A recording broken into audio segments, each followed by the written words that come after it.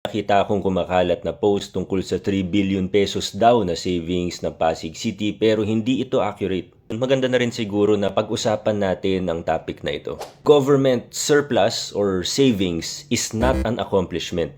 Hindi dapat nag-iimbak ng pera ang gobyerno. Dapat nilalabas ito para tulungan ng mamamayan at para na ring palaguin ang ekonomiya. It's true that Pasig has had relatively big savings in the last years, but it's more important to understand why. There are two major reasons. Una, malaki ang natitipid natin. Wala nang kickback, wala nang SOP, tunay na open bidding.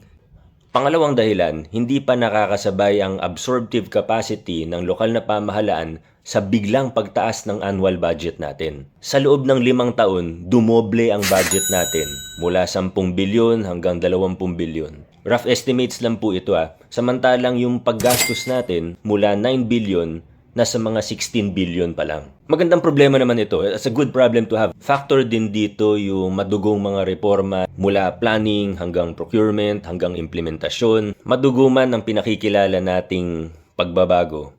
Ang resulta nito ay mas nakakasiguro tayo na magagamit ng tama at maayos ang ating pondo sa hinaharap. Nagtatanim tayo ng maayos ngayon para mas gumanda pa ang aanihin natin bukas.